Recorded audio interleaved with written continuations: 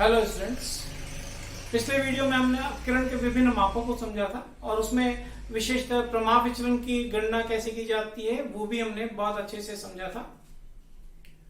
अपकिरण के विभिन्न माप जो भी होते हैं वो ये तो बताते हैं कि श्रेणी में फैलाव कितना है, बिखराव कैसा है, ये लेकिन उसको तो माप लेते हैं, लेकिन ये नहीं बताते कि उस श्रेणी में जो बिखराव है, जो फैलाव है वो इवनली डिस्ट्रीब्यूटेड है, सम रूप से वितरित है वो फैलाव, या विषम रूप से फैला हुआ है। whether the distribution or variation is whether the variation is distributed evenly or unevenly, ये एक्सप्लेन नहीं करता है डिस्पर्सन के मेजर्स, चाहे वो प्रमाप विचलन हो। तो इसको मापने के लिए हम कौन से टेक्निक काम में लेते हैं सांख्यिकी, वो है विषमता या स्क्वेयर्स, जिसका कि आज हम अध्ययन करने जा रहे हैं। विषमता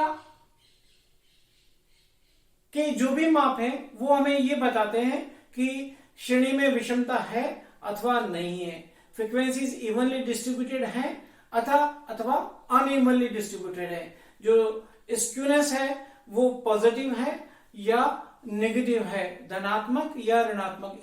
इन बातों का ज्ञान हमें विषमता के माप से, विषमता की गणना करने से पता चलता है। दो श्रेणियों में कौन सी श्रेणी अधिक विषम है या सम है, इस बात के लिए हमें विषमता की गणना करनी होती है। अगर फ्रीक्वेंसीज इस प्रकार की हो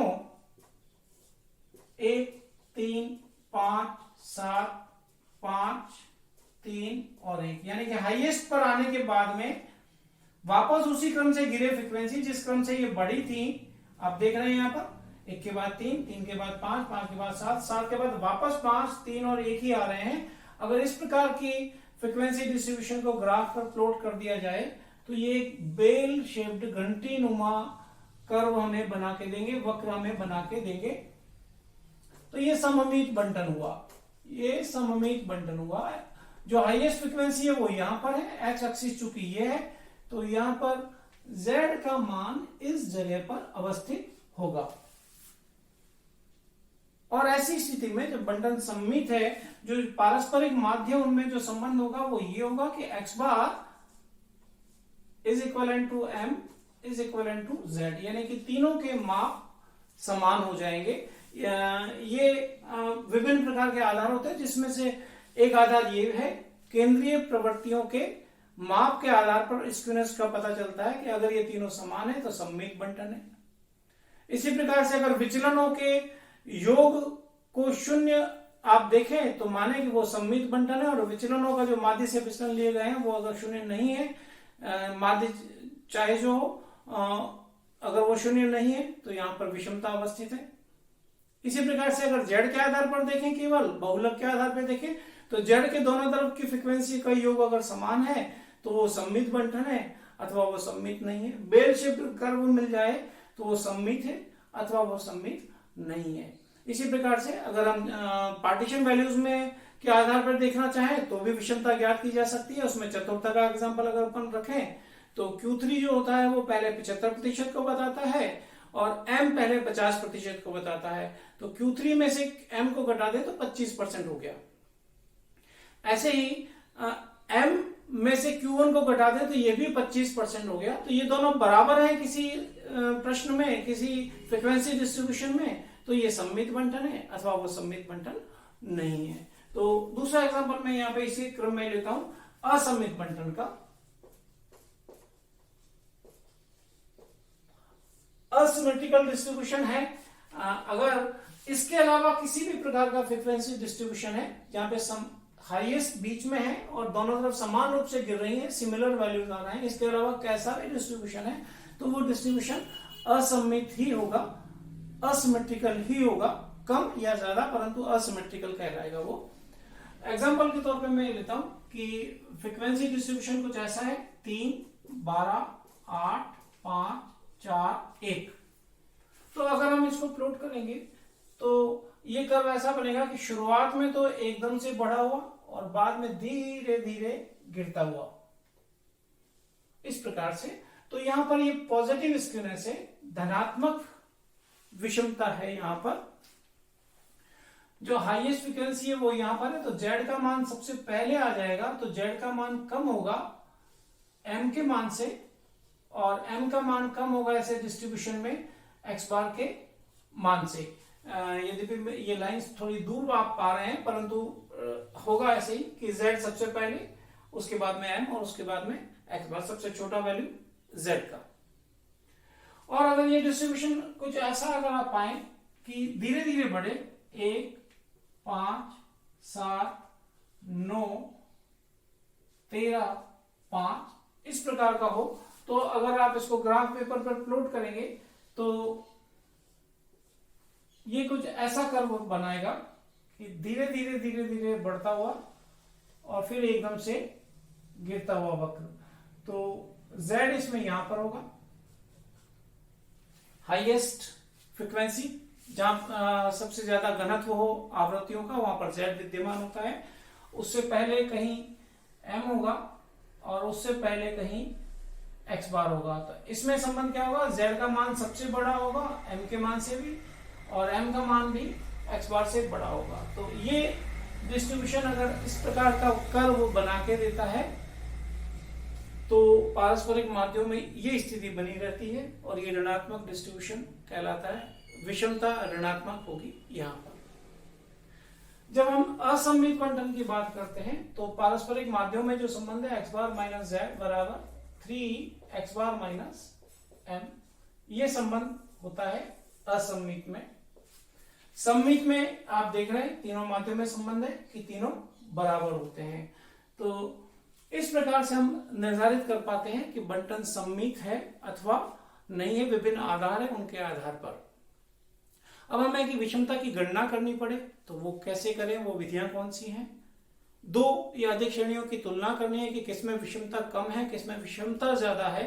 तो विषमता के लिए हमें माप निरपेक्ष और सापेक्ष दोनों प्रकार के हो सकते हैं। अगर हमें तुलना करनी है तो सापेक्ष यानी रिलेटिव मेजर के आधार पर ही करेंगे, एब्सोल्यूट यानी निरपेक्ष माप के आधार पर तुलना श्रेणियों की नहीं करें। विषमता की तुलना सापेक्ष माप, उनका कॉफिशिएंट ज्ञात करके, उनका गुणक या गुणांक ज्ञात करके ही करें। इसको विषमता को मापने के लिए विद्वानों ने अपने सूत्र दिए हैं। उनमें से जो सबसे कॉमनली यूज किए जाते हैं वो है कार्ल पियर्सन। ये व्यक्ति हैं विद्वान जिन्होंने सांख्यिकी में बहुत सारे सूत्र दिए हैं हमें। उन्होंने विषमता का जो निरपेक्ष माप है, एब्सोल्यूट मेजर है, उसका सिंबल है एसके। ये कंप्यूट किया जा सकता है उनके अनुसार x बार माइनस जेड से। हमें ये सूत्र काम में लेना है, जेड का प्रयोग यहां पर करें, या फिर हम कर सकते हैं इसका उपयोग सूत्र का 3x बार माइनस एन। इनमें से किसी भी तरीके से हम एसके स्क्यूनेस ज्ञात कर सकते हैं। निरपेक्ष माप है, क्या ज्ञात करने का, स्क्यूनेस, विषमता को ज्ञात करने का ये निरपेक्ष माप है। इसका या इसका प्रयोग हम कर सकते हैं। ये वही है जो अभी हमने थोड़ी देर पहले देखा था कि पारस्परिक संबंध माध्यम में एक असममित बंटन में, उसी के दो हिस्से हैं ये। अगर हमें तुलना करनी है दो श्रेणियों में तो सापेक्ष माप की गणना की जाती है। उसके लिए हम कंप्यूट करते हैं कोएफिशिएंट ऑफ स्क्यूनेस, विषमता गुणांक की गणना की जाती है। यानी कि ये जो कंप्यूटेशन हो गई, इसके बाद में हम coefficient C of SK, shortcut में हम इसको बोल सकते हैं, इसके लिए एक सिंबल भी है वो है J, ये काम में ले सकते हैं। अगर इस सूत्र से SK की गणना की गई है तो x bar minus Z upon standard deviation from of विचलन, अपकिरण का जो माप है। तो ऊपर आप SK भी लिख सकते हैं इसके स्थान पर। और अगर इस सूत्र का प्रयोग किया गया है विषमता को ज्ञात करने के लिए तो विषमता गुणांक फिर इस तरीके से ज्ञात हो जाएगा, 3x bar minus m divided by standard deviation.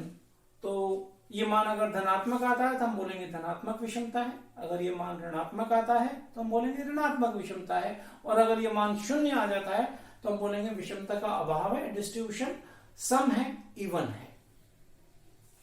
जैसे कार्ल पियर्सन में इन तीनों माध्यमों के आधार पर व्यक्त किया है स्क्यूनेस और कोएफिशिएंट ऑफ स्क्यूनेस को, ऐसे ही दूसरे विद्वान है वो है बाउले। बाउले ने चतुर्थक आधारित माप दिए हैं, quartile based measures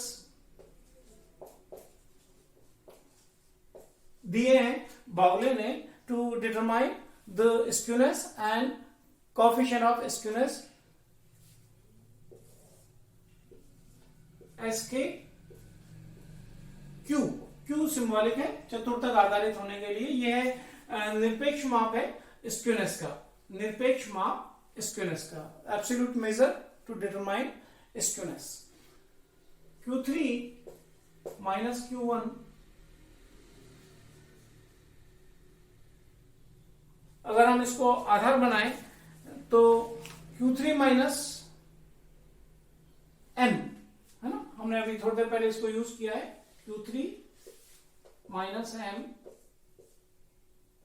is equal to, ये हो जाएगा skewness Q3 minus M minus M। अभी हमने काम में लिया था, मैंने पहले इसको फुल फॉर्म में लिख रहा हूं, पहले मैं इसको संक्षिप्त में लिख रहा था, M माइनस Q1, ये है बेस। इस तरीके से हम स्क्यूनेस की गणना कर सकते हैं, लेकिन इसको शॉर्टकट में Q3 प्लस Q1, ध्यान से देखें तो ये पहला 75% और ये पहला 25%, दोनों को मिलाएं तो 100% हो गया, minus twice of M, median 50% होता है, डबल करें तो 100, 100 minus 100 must be 0, if value comes 0 there is no skewness. अगर कुछ वैल्यू आता है पॉजिटिव और negative, there is skewness positive और नेगेटिव। अगर हम इसी का गुणांक की गणना करें तो कोएफिशिएंट ऑफ SKQ जो सापेक्ष माप है तुलना के लिए काम में आएगा। अब हम इसी को आधार बनाएंगे, सूत्र इसी को रखेंगे कंप्यूटेशन करते समय, ये बेस था जिससे हमने ये सूत्र डेवलप कर लिया, Q3 plus Q1 minus twice of M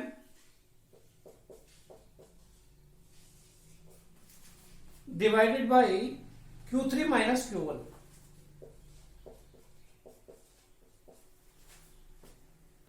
तो इस सूत्र से हम कोएफिशिएंट ऑफ स्क्यूनेस की गणना कर लेते हैं, Q3 plus Q1 minus twice of M, Q3 minus Q1। तो अगर ये मान धनात्मक आता है तो धनात्मक विषमता है, अगर ये मान ऋणात्मक आता है तो ऋणात्मक विषमता है, और अगर ये मान शून्य आ जाता है तो स्क्यूनेस वहां पर नहीं है, वहां पर विषम बंटन नहीं है, वहां पर सम बंटन है। तो इस प्रकार से हम कैलकुलेशन करते हैं विषमता की और तुलना करते हैं दो या अधिक श्रेणियों में। अब इनमें जो सिंबल काम में लिए गए ये सब आपने पहले के वीडियोस को देख लीजिए, उसमें कैसे हमने कंप्यूट किया है। एक्स बार मीन, जेड बहुलक या मोड, एम मीडियन मध्य का, ऐसे ही एसडी स्टैंडर्ड डेविएशन है, ये क्वार्टाइल्स वैल्यूज हैं, Q3 तृतीय चतुर्थक, upper quartile and lower quartile is Q1। तो इन सब की गणना हमने पहले केंद्रीय प्रवृत्ति के माप में समझी थी, उसी तरीके से गणना करके इन सूत्रों में प्रतिस्थापित करके वैल्यूज कंप्यूट कर लें तो इस प्रकार से विषमता की गणना की जा सकती है। धन्यवाद।